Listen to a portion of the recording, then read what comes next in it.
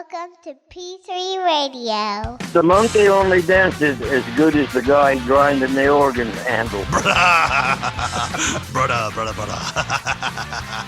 I fly, bro. That is never stopping. Truck goes to Dwayne. Cool story, bro. Footy pajamas. Hey, genius, it's 2 p.m. Central. PG3 Radio. Here's your host, Josh Riley. Get him off big, Freddy. Get him off big. Richard Mullican. And as I put you down, my pants ripped. It's showtime! It's showtime! It's showtime! Hello, everyone, and welcome to another episode of P3 Radio. I'm Richard Mullican, joined by my co-host, the man that has made Mother's Day possible for women around the world, and best friend Josh Brawley. Say hey, Josh. Well, happy Mother's Day to all you motherfuckers out there, and Richard, happy Mother's Day to you, my man. Well, I don't know how to take that because I'm not a mother.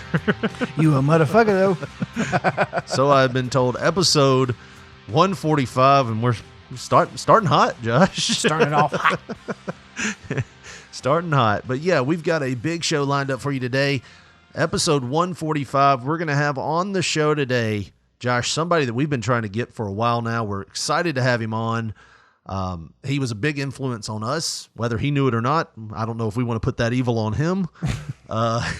So I'm responsible for this, huh? Shut it down. In the deepest respects for myself and my peers, shut it down. We get hit with a cease and desist. And just stop it right now. But no, he ran the South Street Comedy Club for the longest time. He was a staple in our childhood with the Buzz and Harvey show, and you can't turn on a local radio or TV ad without seeing the work his company's doing now with Harvey and Friends. It's Harvey Boyd. Man, we are excited to have him on. We'll have him on after the break, but man, we talked about this a little bit before the show started with Before the Mics. We lost Little Richard this week. Was it odd? No, it was odd. The text message you sent me. I'm not saying like I have erectile dysfunction or something. We lost Little Richard. I'm saying we lost the singer Little Richard. Tutti frutti. Which I always hated that when you got hit. Like when I got hit, you didn't have this problem because your name isn't Richard. But like when I was younger, I got hit in the balls. It's like, oh, it got you in Little Richard, huh? It's like, yeah, it did. Damn. I wish I would have thought golden of that opportunity. Shit back then. Yeah, but I never cared. But yeah, I mean, so we lost Little Richard, and like the text message said, we didn't lose him. We know where he is. He's just dead. It's awful. It is terrible. Like, did you see his last interview? I seen where they said that he hadn't done one in a long time. Yeah. And then he did one not long ago. He was in an assisted living place, man. Yeah. Which is kind of sad. Like when you think about like all the fame this man had, to wind up in an assisted living place, it's like, man, you know, it doesn't matter. Fame is fleeting. You know what I mean? It's like, yeah, because that's usually how people are. You know, once they're done with you, they're done with you. Yeah. And how much have you helped me recently? Right. You know, it is a what have you done for me lately type business. And I can only imagine how famous he was, and God knows how much money he really made off of music. Yeah. But because I mean, you're talking about like the 60s. Well, 50s, 60s, 70s, and back he then was there still weren't banging these, out shows. Yeah, there weren't these lucrative contracts back then either. It's like, you know, $175 for all my music? Where do I sign up? Right. I mean, it's just so odd to see him like, you know, it really does. You know, you get this bigger than life persona in your head that's built up. It's kind of like when I started wrestling. You know, you'd see these wrestlers and you're like, oh, they were on TV. And even though you know wrestling doesn't pay a lot of money unless, you know, you're on TV or making money, you still in your head go, oh, that guy's on TV. He's probably making loads of money. That's what you think. And then you see him getting their like 1992 Dodge Shadow and drive away from the TV studio. And the muffler's all busted up and shit.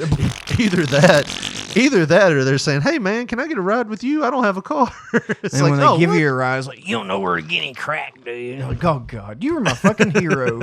And now you're shitting all over this. Right. That's why they say, you know. You never meet your heroes. We had my cousin Dwayne on, you know. Yeah. He had his toe dipped in the music business, and he's always been that guy.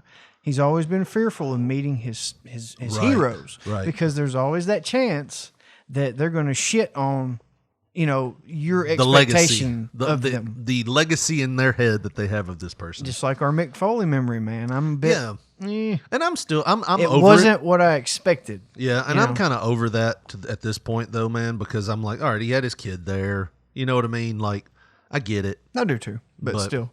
But in my mind, it was Can't like go back in time. this is a guy that we have. It's like it's like my daddy used to tell me, I can't unwhoop you, so you better cheer up. That sounds like something your dad would have said to you. Oh man.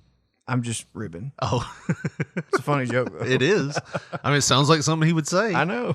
But yeah, I mean, I'll tell you what though, man.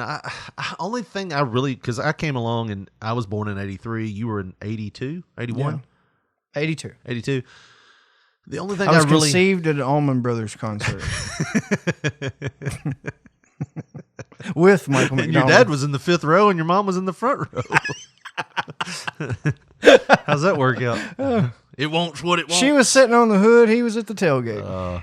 But no, I mean, the only thing I do remember Little Richard from was Johnny B. Bad. That's what they brought him up. And I remember he was on Sesame Street.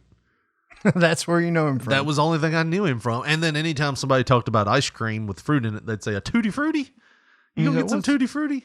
I think he had commercials back in the 80s. That might be also where I remember him from. Because I remember knowing who he was. Obviously, nobody around me was banging his fucking tracks or anything.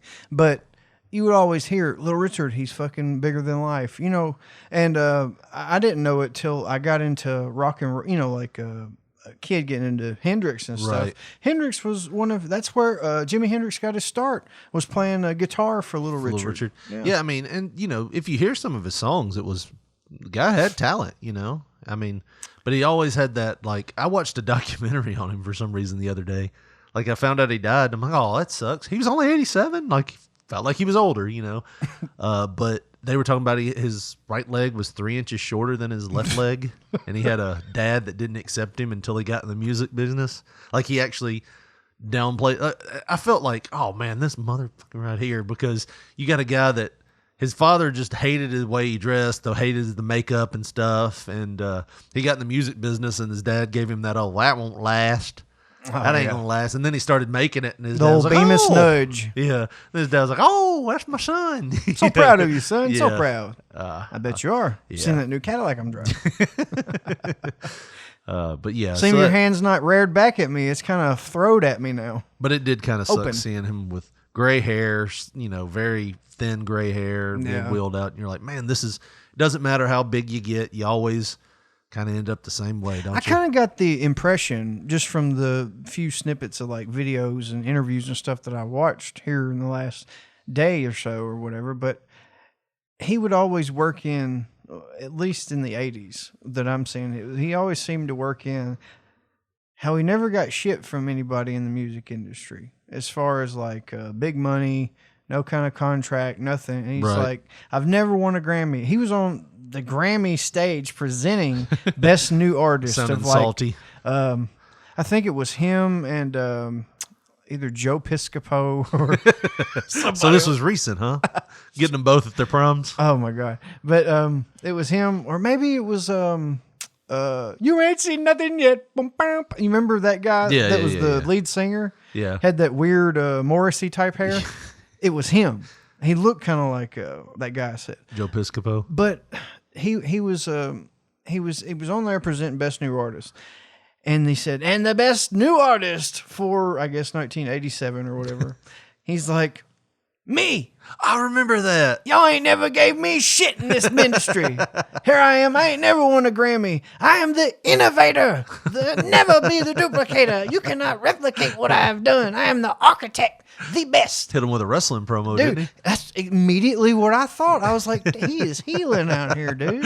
He is on fire right now. Did he get cheers? Did he walk off with Oh, the dude, award? everybody was fucking cheering I when he was vaguely doing remember that. Because I think it was a big thing at the Yeah. time. But why did he get up there and do that? I thought it was awesome.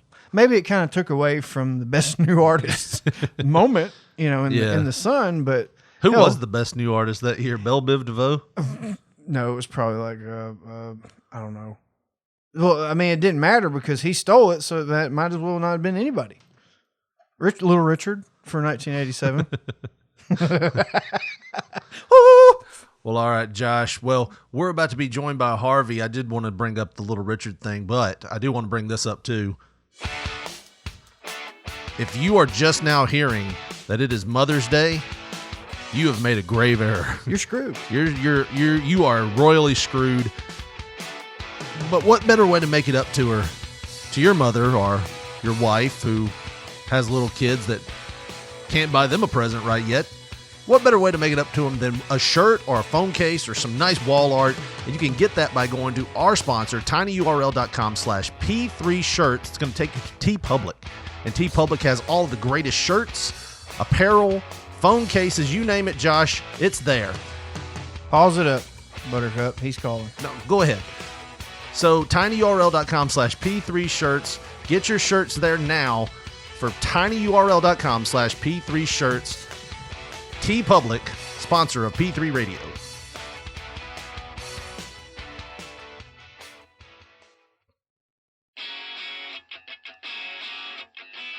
And ladies and gentlemen, right now we are joined on the line with one of our heroes. I think that's honestly something to say there, Josh, is one of our heroes growing up. You know him from Buzz and Harvey. You know him from South Street Comedy Club, and you'll know him from, if you're around Jackson, you know him from all the local ads, TV ads, radio ads. He's got this great company called Harvey and Friends. It's a pleasure to have him on the show today. Ladies and gentlemen, welcome to P3 Radio, Harvey Boyd. Harvey, how's it going, man? Welcome, fellas. Thank you. I appreciate it. Well, we are excited to have you on, man, and we have been just killing time talking about Little Richard. How odd is that in 2020 we're talking about Little Richard? Yeah, who would have thought, and who would have kept that nickname if you were around now? You know? Yeah, I mean, like I was telling Josh, as a kid, anytime I got hit in the dick or something, it was like, oh, you got your Little Richard hurt. And I'm like, Jesus, I hate this guy's name. Yeah, I don't doubt that. I don't doubt that. So how's things been going? So what are you guys doing for Mother's Day, man? You guys taking care of moms and all that? Yeah, I forgot when I scheduled this interview that Sunday was Mother's Day. I'd already had a gift picked out, and my wife, I got her something. Josh celebrated it last week. Well, yeah, that's what I was going to let out. I legit have been so screwed up from this quarantine deal. I've been off of work for a while, and pretty much time has stood still, kind of like you're in a time capsule or something. And me and my wife, we both thought that Mother's Day was last week. So we went and bought all these gifts at this local antique shop around here and took our Mother's Day presents over there to them. And, the first mother, she informed us that Mother's Day is not tomorrow, but thank you anyways. Oh, God, that was embarrassing. Really embarrassing. It's the thought that counts, though. It's the thought that counts, and just, you wanted to be ahead of the game, that's all. So it turned out fine. Oh, yeah. So, yeah, that was what Josh was talking about. Our days and nights are mixed up. I've been working from home. Yeah. Josh has been, furloughed? I've never heard that except for prison. Like, Orange is the New Black is the only time I'd ever heard furloughed before. But yeah, so we've been kind of home and Monday, Tuesday, you kind of see how those Chilean miners probably didn't have a clue what day it was when they were stuck, in that mine for so long. No doubt. It's not unusual at all, man. I've been working from a home office for 11 years now. And, there are many times I have to, holler at my wife and say, what day is this? I have no idea. What day is this? What month is it? I have no idea, man. It hasn't gotten to the point yet where my wife's like, you forgot your birthday again? It's like, so we haven't got there yet. Yeah. So yeah, we talked about it. You were part of the Buzz and Harvey radio show, and that show ended. It started in April of 1998, but it ended, I want to say it was somewhere close to 2003-ish, 2002. Do you ever miss radio? No. Don't miss it. Now, if it could be done like it was done then, sure. But the way it's being done now, no, not at all. Yeah. I mean, that was the thing when we talked to Buzz, we talked about when the format changed and when formats changed here and there. It's like you guys were probably one of the most edgy shows, even for like New York, like your Buzz and Harvey's, your Opie and Anthony's. I mean, you guys were right on par with them with things that you said and things that you did, and you guys got away with a lot of stuff. Now, did you ever catch any heat at home or at the radio station for a stunt you might have done on the radio? Not too much. I mean, how do I say this? what was on the air was a lot of us, but at the same time, it was also still very much like being actors in a movie or wrestlers in a ring. Yeah. I mean, I wasn't quite as conservative as I, would be on the air. Wasn't quite the ass that I would be on the air. Buzz wasn't quite as liberal. Well, no, I'll take that back. He was 100% as liberal as he was on the air. Opie was not quite as rednecky, and the black guy was not quite as black. I mean, everybody pretty well just filled their role, and they knew that was the thing. So when we came home, seldom do we ever have any issues at home with things we did on the air, because they knew full well it was like being in a movie or a TV show or whatever. Right.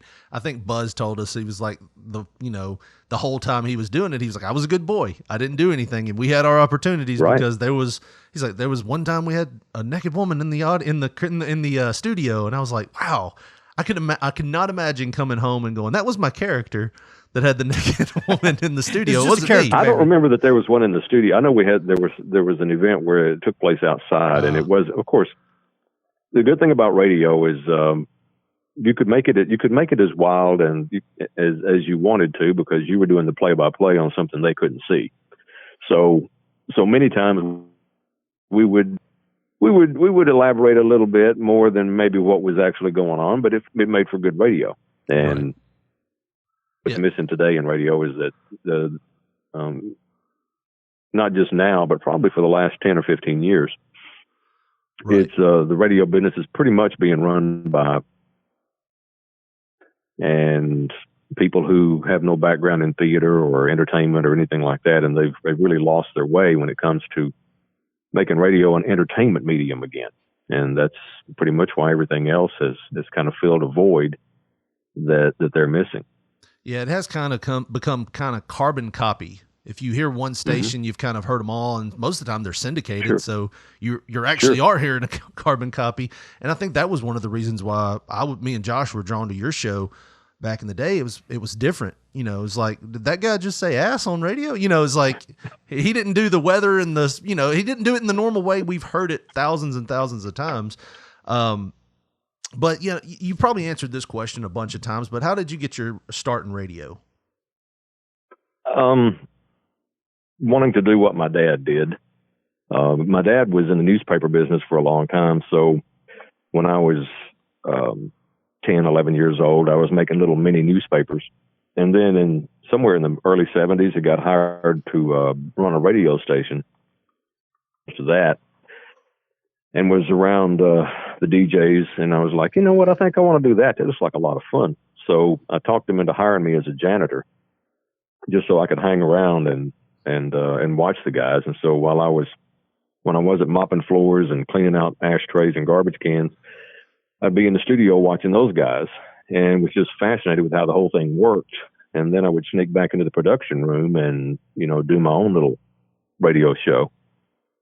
And then at home, same thing. I had a couple of turntables, 45 RPM turntables, and with a cassette player in the middle that had the weather and commercials recorded on it, and would actually play DJ at home until I finally got a chance to do it for real, and then took it from there. But the neat thing was that during that time of it was mid 70s.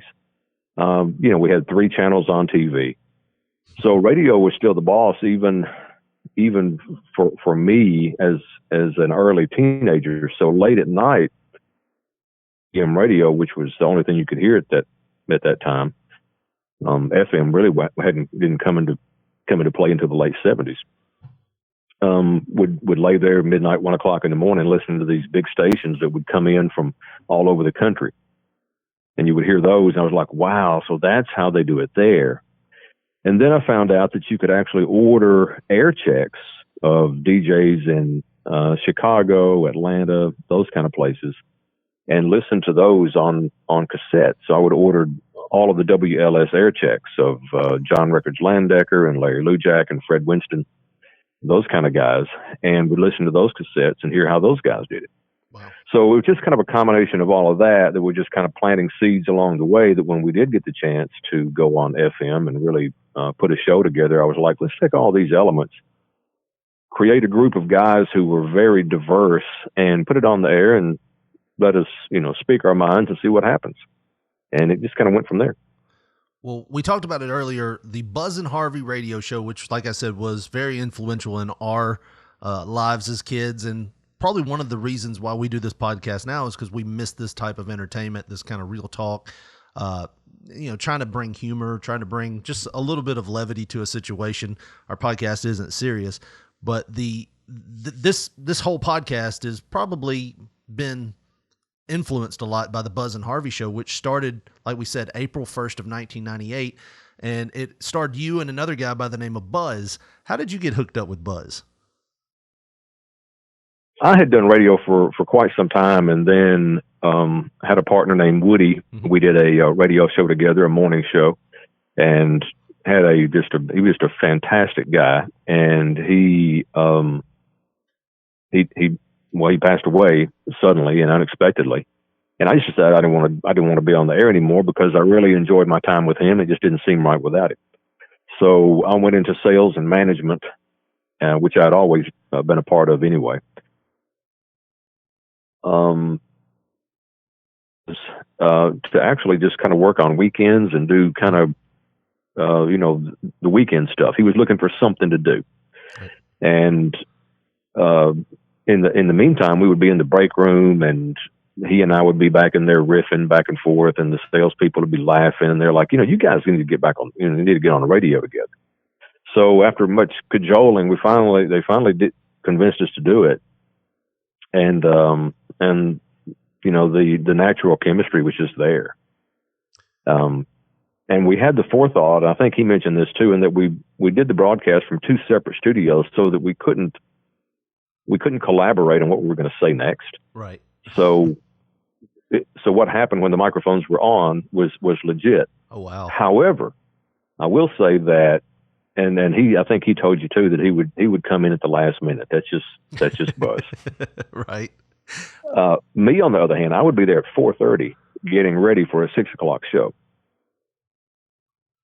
Wow. I would wake up every morning at 3:15, get ready to go on into work, and actually, absorb all of the news and entertainment and sports, all the information that was possible, because I felt like that at 6:01, listening at 6:01 deserved as good a show as somebody who tuned in at 8:01. Right. And so there was a considerable amount of planning and effort that went into it on the front end.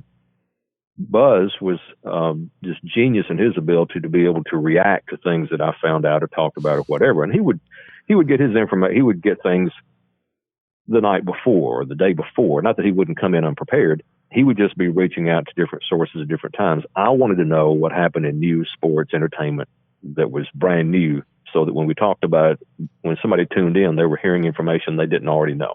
Right. His was primarily in the music world, TV world, that sort of thing. And so he was able to bone up on that at night. Right. So at the end of the day, when we would come in and cut the microphones on at 6:00, man, we had a wealth of information that we were excited to talk about.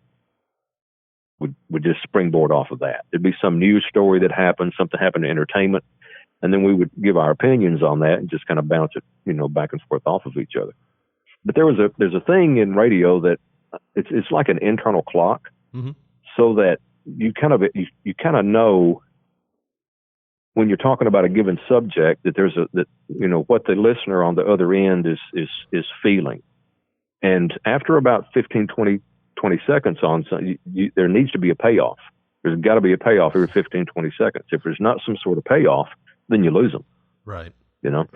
So also, I mean, these are all the little bits and pieces that kind of formed that funnel cloud of information that we would drop out of the sky. And even though it would seem like that it was haphazard and just off the cuff, there was a lot of planning that went into it.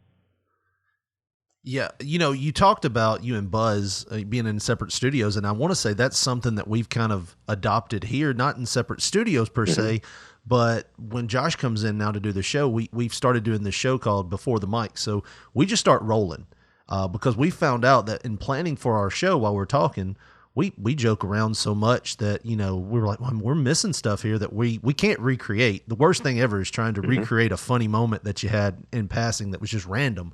So we started recording that show before the mics just to see if, hey, if something funny happens, we'll keep it. If not, we'll still throw it out there so people can see our process. But, I want to say some of that was influenced by what Buzz told us about you guys having separate studios. Yeah, separate studios. And I would say that, there was something too about gathering information separately and not discussing it until the microphones were on. Just because if it was something that was really extraordinary and the other guy said, "What? You got to be kidding," that it was genuine. Right. It wasn't faked because you had already talked about it and you knew you were going to talk about that. And there's something about the reactions being genuine that went a long way. Right. Well, the Jackson area has quite a few radio stations, and they had quite a few even back then when Buzz and Harvey was going on.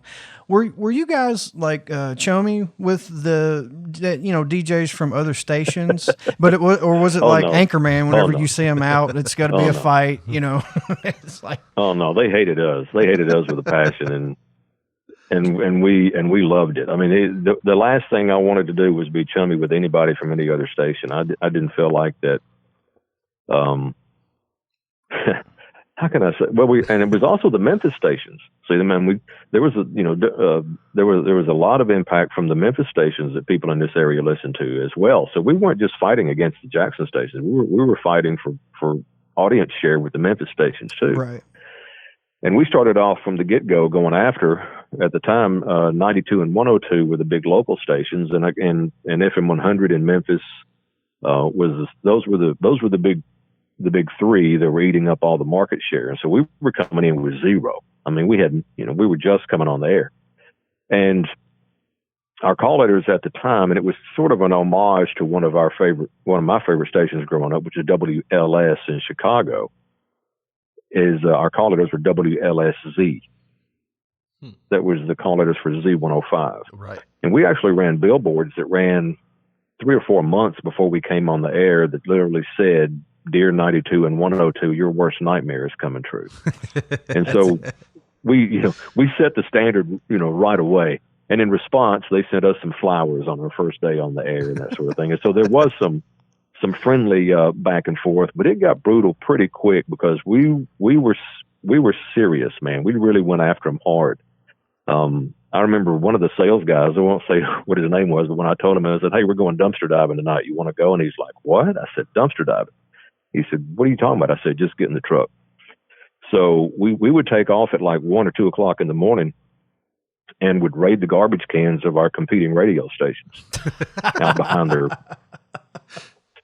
and get the bags of garbage. I'm not kidding you. And come back and bust open the garbage and go through all of their correspondence. And so we would know days, sometimes weeks in advance, what their upcoming promotions were going to be or whatever.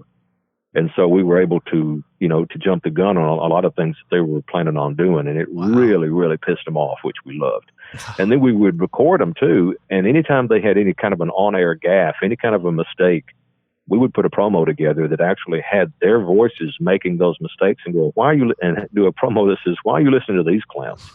I mean, these guys are pathetic." And it was it was crazy.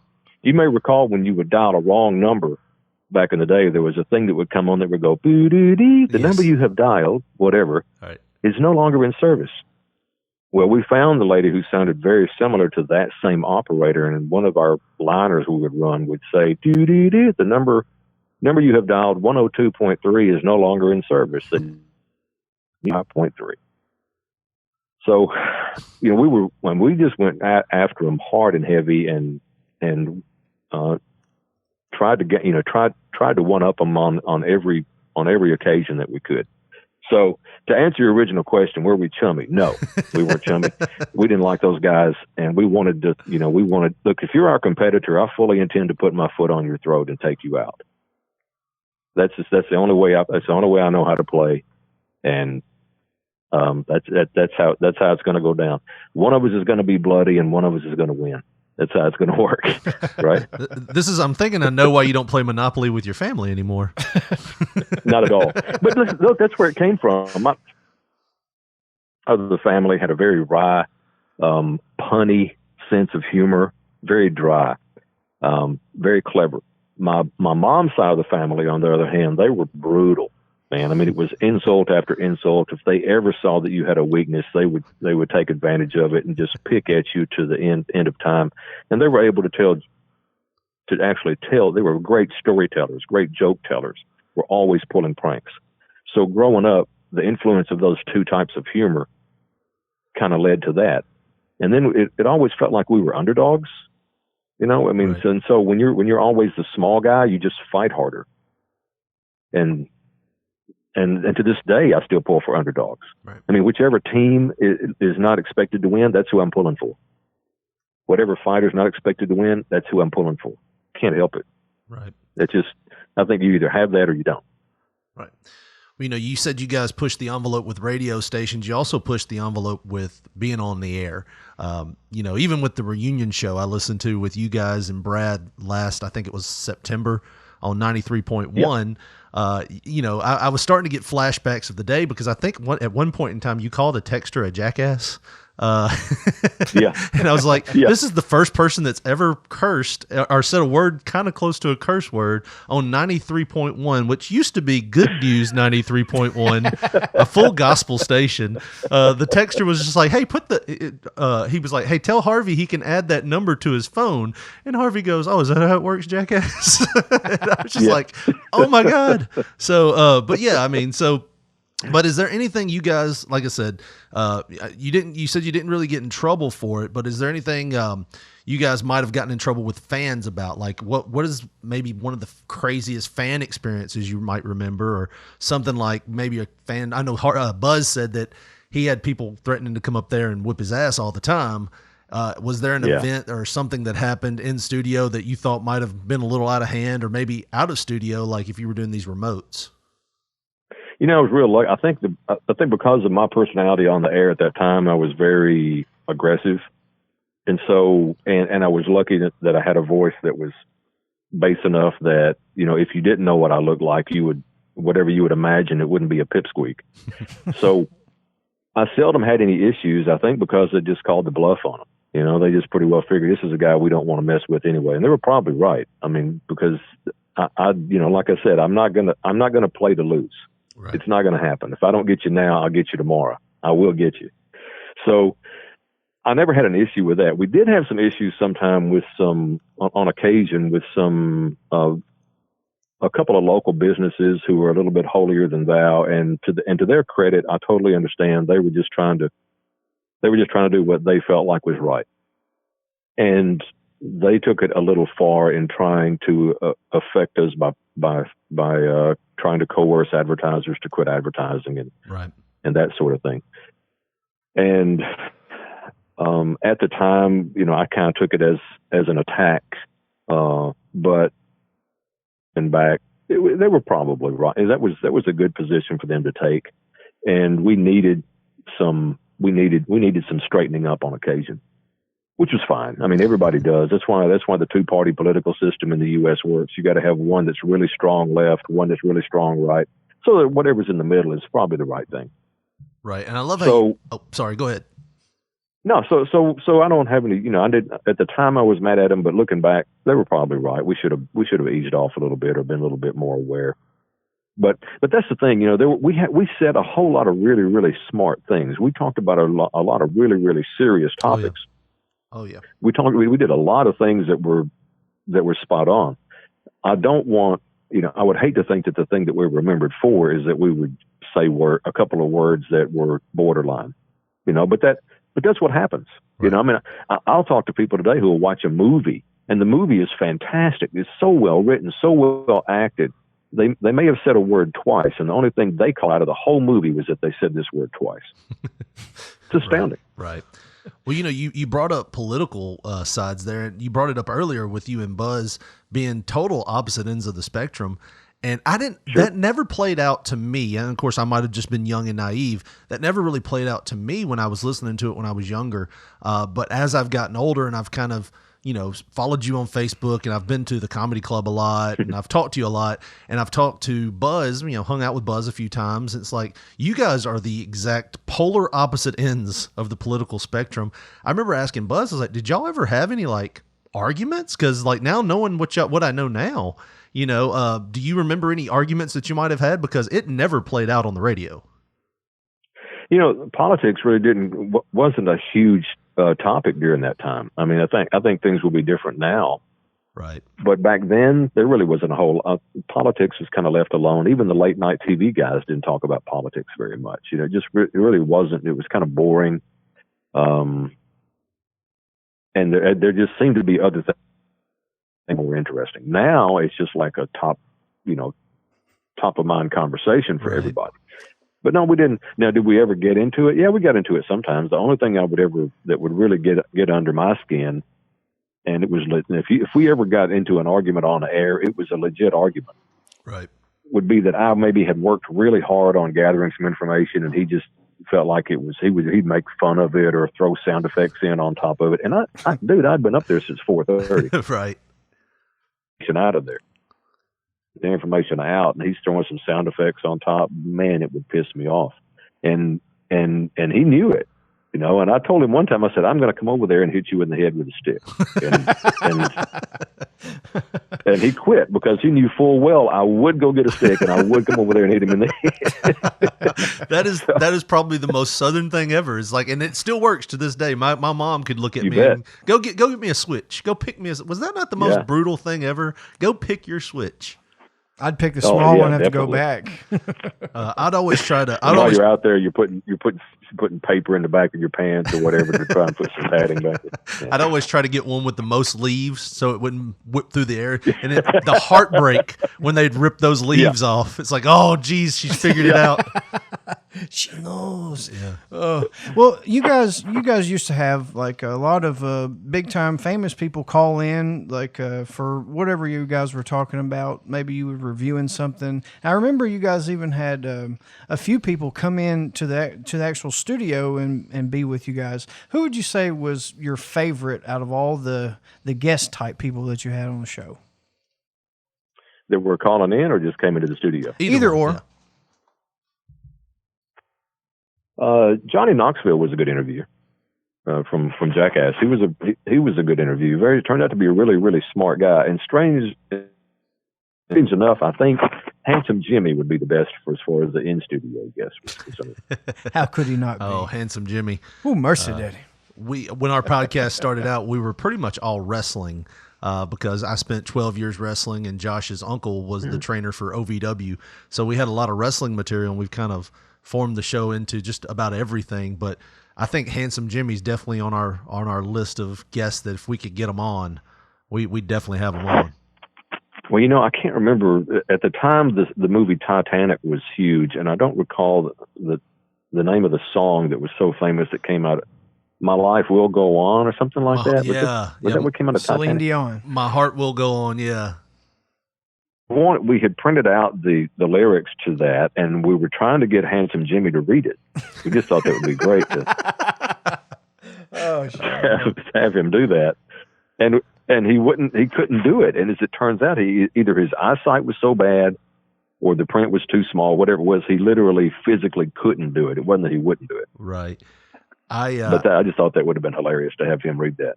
I was lucky as enough. Handsome Jimmy. I was lucky enough when I was like 20 years old to be on a wrestling card with him.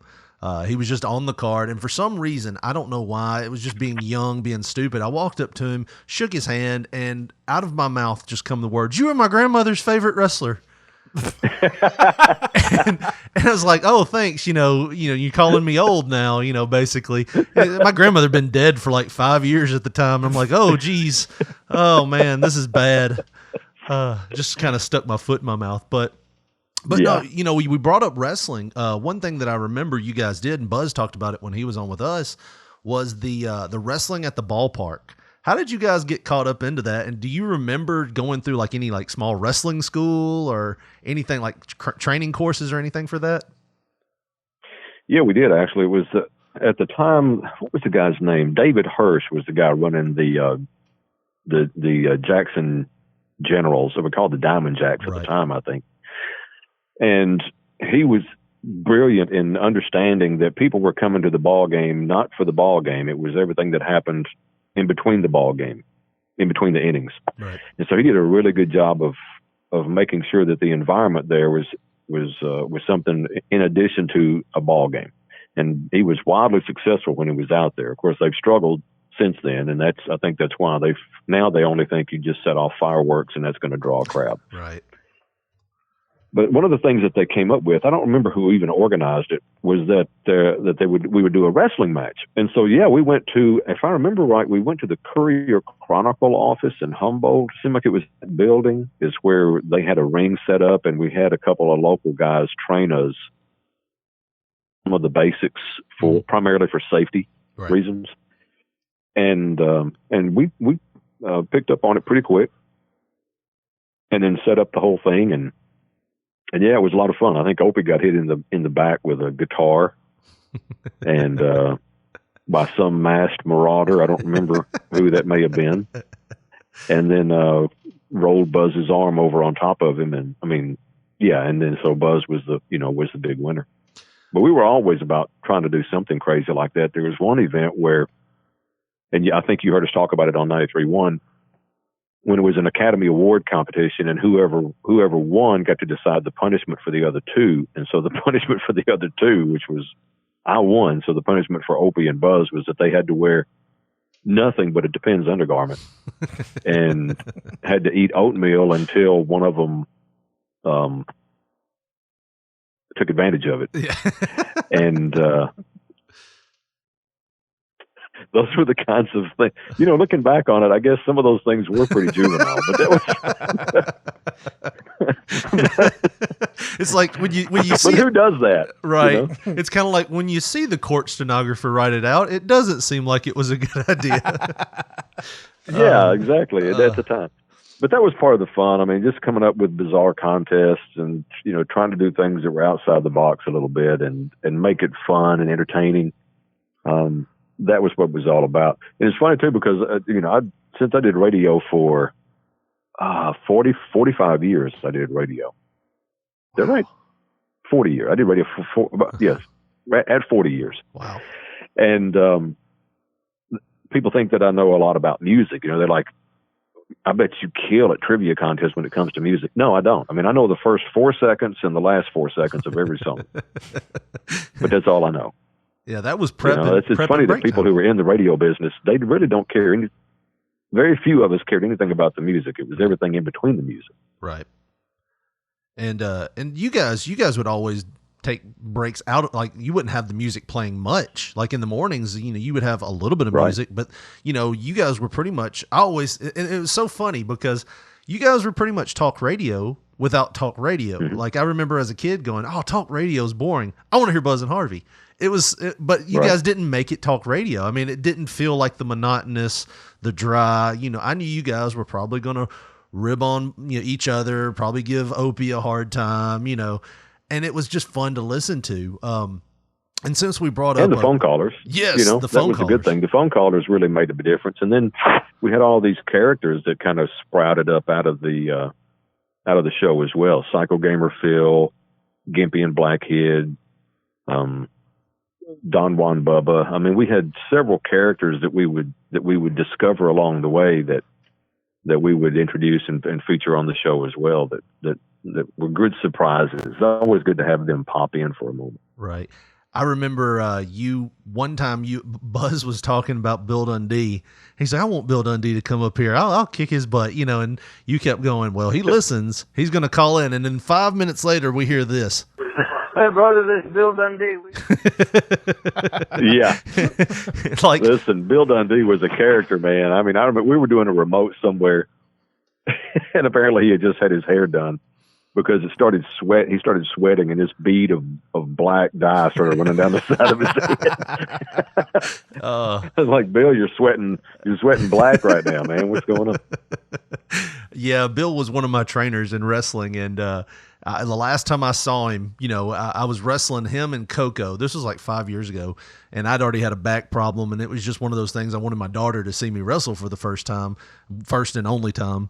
And I got in there and I was working with Bill, and Bill like barely can move around, like barely can walk, still sharp as a tack, but perfectly black head of hair. I've got gray in my beard and I'm 35 and he's got a full black head. And I'm like, something's up here.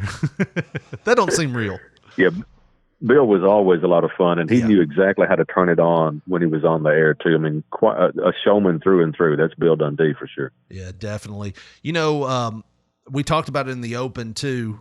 For my 18th birthday, you know, everybody wants to go to a club on their 18th birthday. Like, you know, let's go out to the club. I'm 18 now. I can get in. We can go dance with some girls or whatever. Well, that wasn't me. I was a comedy and radio nerd, and I had heard "Come on down to South Street" so many times that my 17th and half birthday, I had pretty much decided that when I turn 18, I'm going to South Street Comedy Club.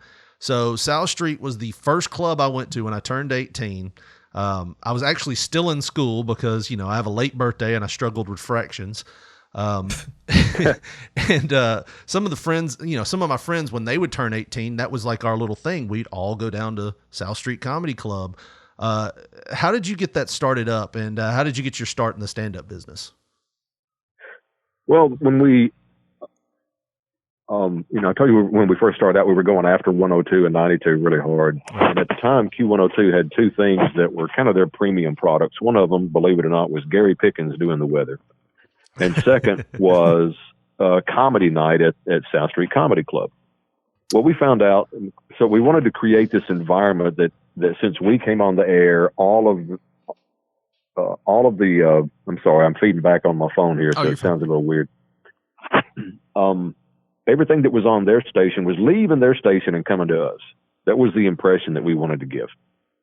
So we went to Gary Pickens, and we found out at the time he was getting like $50 a week, and we said, "We'll pay you $100." So he was like, "Okay, I'll switch."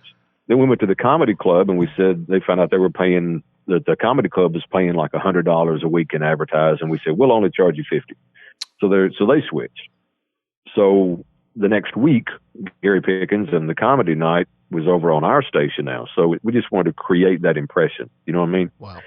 So one of the things, as soon as we did that, Sharon at the comedy club, she said, "Hey, since y'all are doing the comedy night now, why don't you come over and say, 'Hey, welcome to the comedy night. You can now listen to us on Z105. We'll have free tickets every week,' and whatever. So I said, "Sure." So I went over there and did that, and did a couple of just ad-lib jokes, and people laughed. And afterwards she said, "Hey, why don't you come back and do that again next week?" And it just kind of grew from there to where I wound up doing it more and more, and started booking the club, and then eventually bought the club, the entertainment part of it. Right. Did you ever have a night that you were up there? And kind of took it from there. Did you ever have a night where you're up there emceeing and you totally bombed? Is there one that sticks out in your mind? You know, I was very, very lucky in that either, I had one comedian tell me one time that I had a very high likability factor on stage. Yeah. And so when you have that on stage, it's almost impossible to. I don't recall in 20 plus years ever having, I saw it happen a lot to others. Right. But typically it was those who didn't have a good likability factor.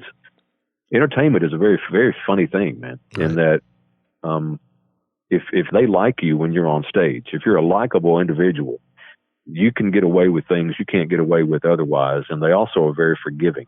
Right. But if you're an individual that they don't like, then you got an uphill battle for no reason at all. I mean, you really do. Yeah, we've seen that a lot with wrestling. You know, they have a guy they want to push as the good guy, and he's hateable. You know, he says the wrong thing, he does the wrong thing, and you're like, I don't care, let the heel kick his ass. I don't want to see him. Right. You know, it's even better that he did it. Well, my thing is, you know, I can take it if you don't like my jokes or whatever. I can deal with that. But my biggest fear in a situation like that is total blankness. Yeah. I mean, like, it's nothing more embarrassing when you're on a live feed or whatever and it's your turn and nothing. You can't, you know, you might snap back and get back on course, but that's always been just my biggest fear, is just that blankness. Well, being in front of people, yeah, definitely. And being in front of people, period. There's no doubt in my mind that doing stand-up comedy is the hardest entertainment form on the planet. because you can be a terrible guitar player, a terrible piano player, or even a terrible singer, and people are going to politely clap. They'll at least politely clap. Right. Nobody politely laughs. They either laugh or they don't laugh. And man, when they don't laugh, it's like the Grand Canyon, man. You just feel like you're falling and you're never going to get out.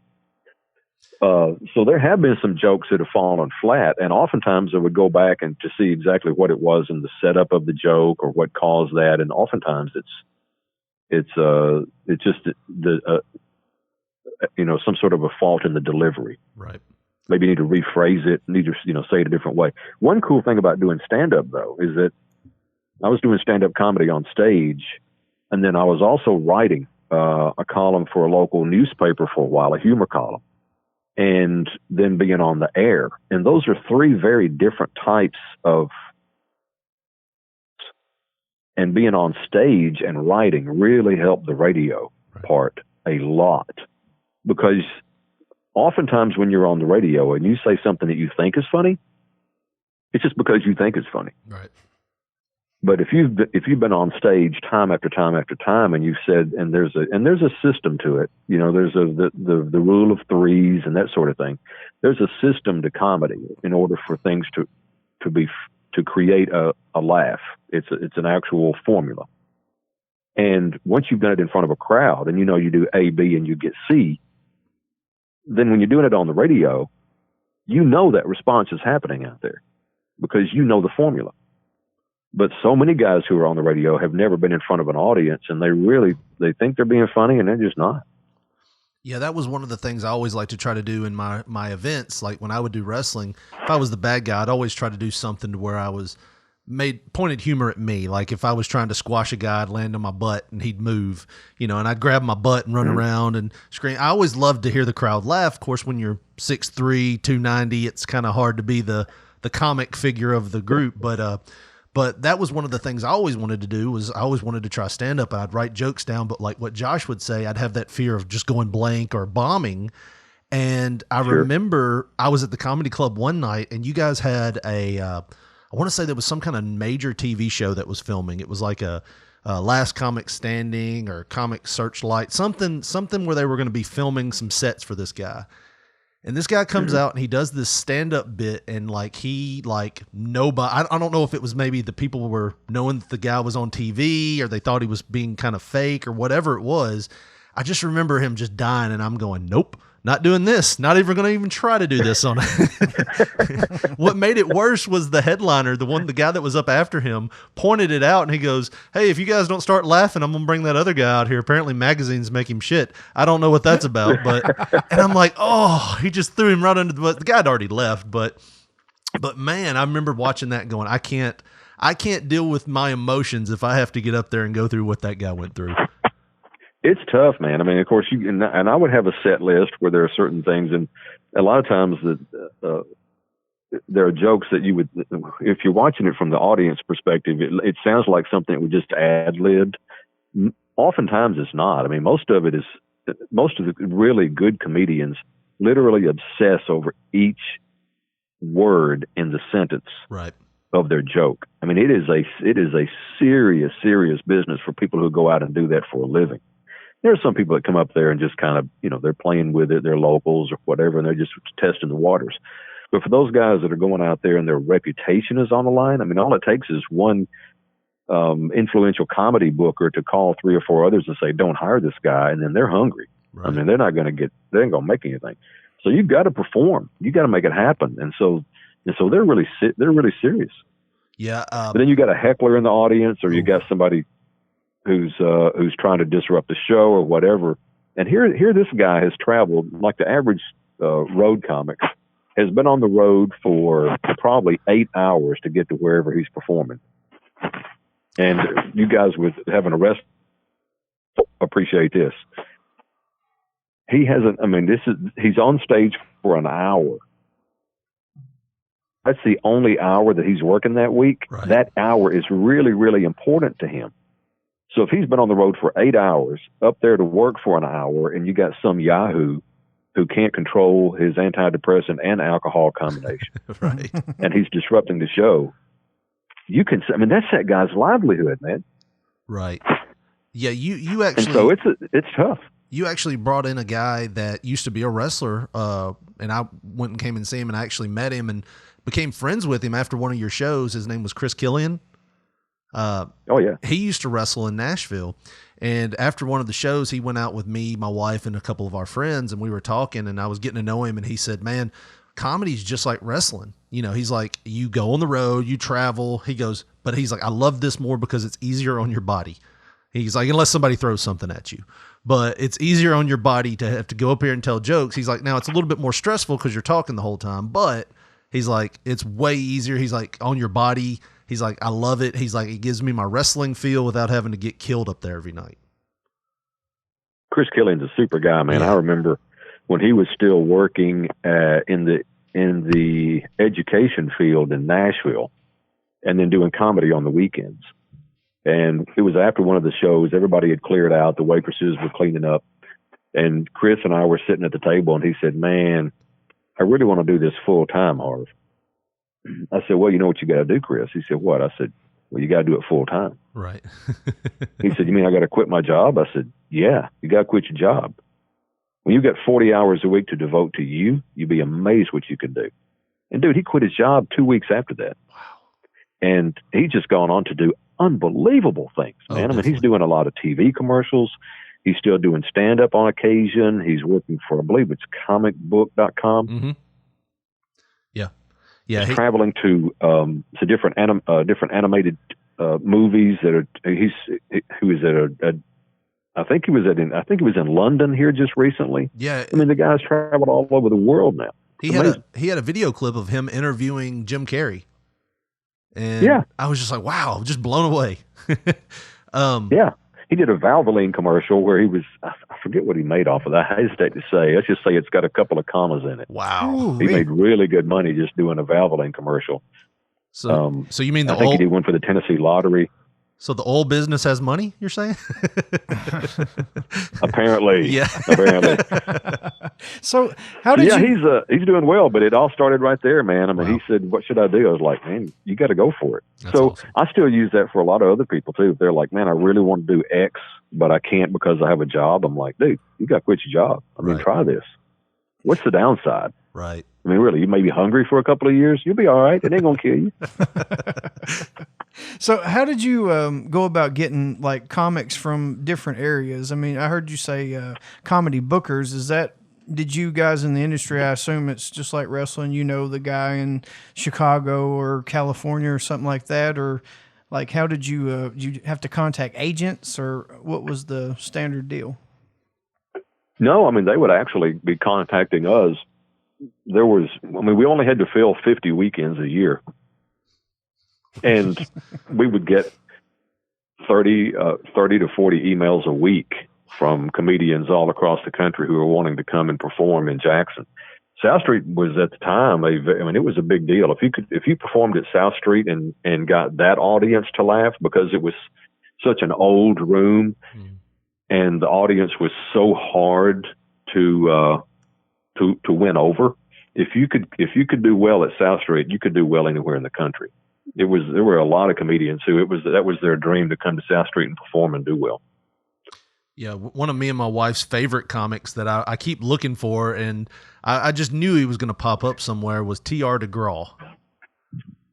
And I don't, TR is fantastic. He was hilarious, man. And that was one of those guys that I felt like he could have made it somewhere if he would have just done what you said, Chris, to do, just quit and do it. Because dude was hilarious. Well, TR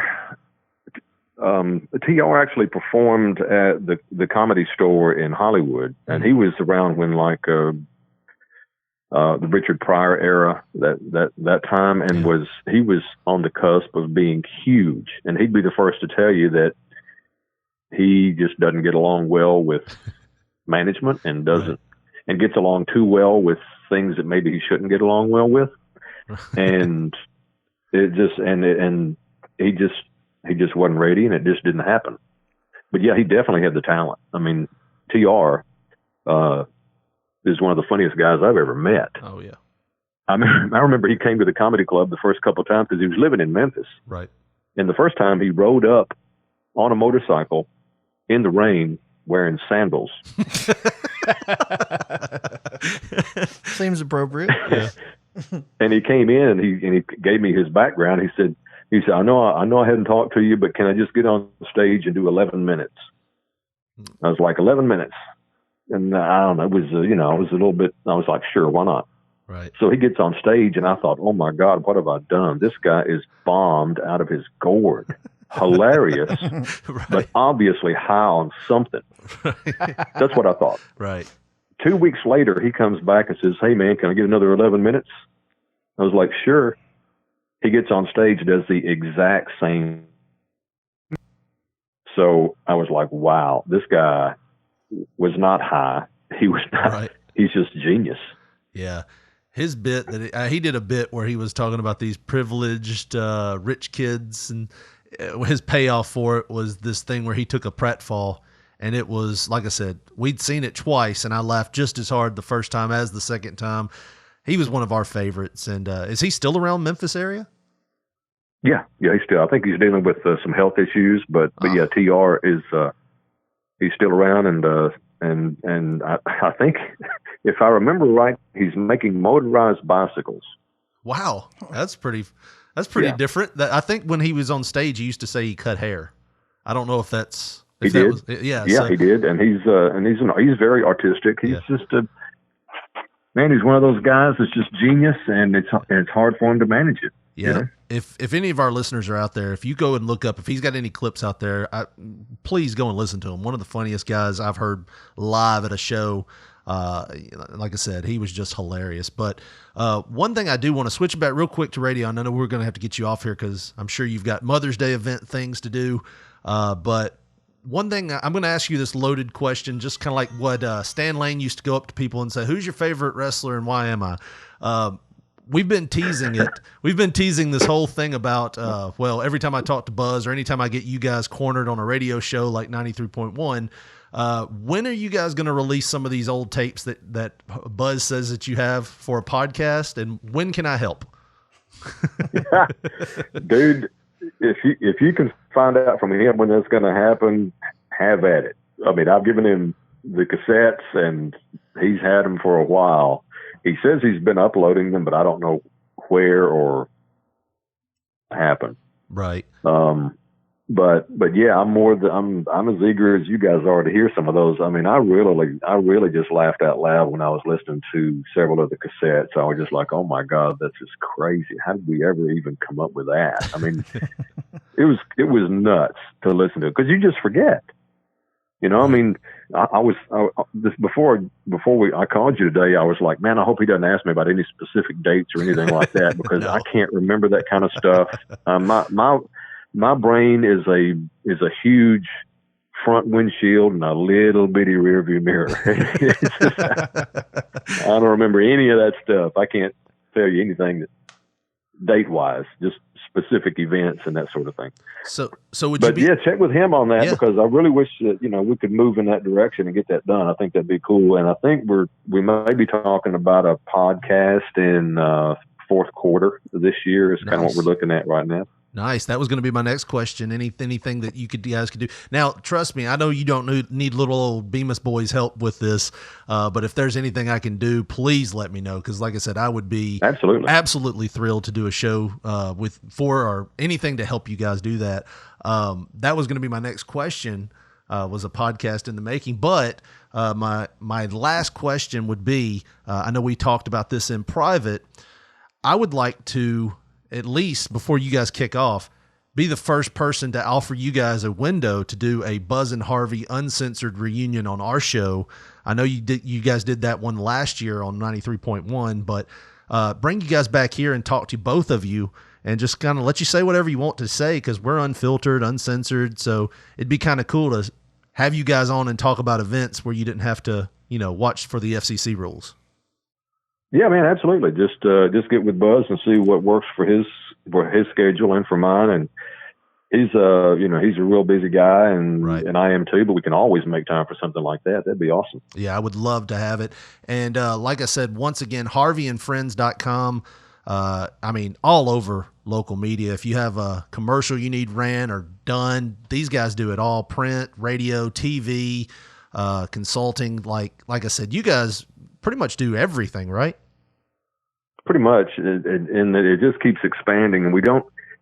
I was talking to a company out of Atlanta that called us last week, and they're wanting us to put together some things for them. And I said, when you go to the website, it's going to look kind of plain, and it's because I really don't go out and try and find business.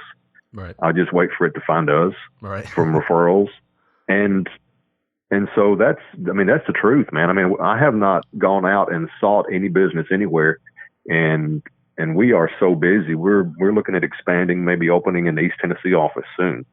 So it's, we've been blessed, and yeah. I think hard work and some measure of talent goes a long way these days. So we just keep doing what we're doing.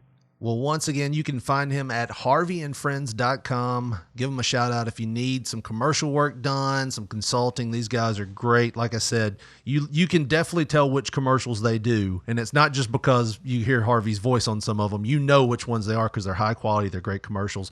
Give them a call. Give them a shout out if you need them. They'll be there to help you out.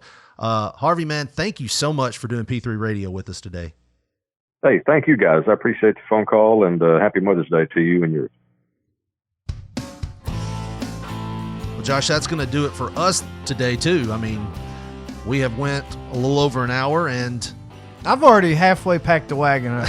I'm ready to go. No, I mean, what a great show here today with talking with Harvey. It was a blast to talk to him. It really was, man, and found out so much stuff that I never knew, as far as in detail about a lot of things.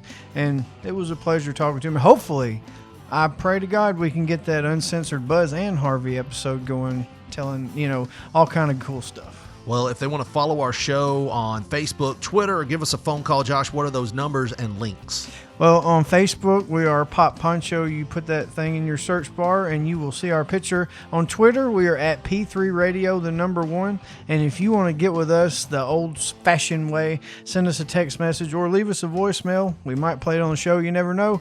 Our telephone number is 731-300-6675. Did you say TV show?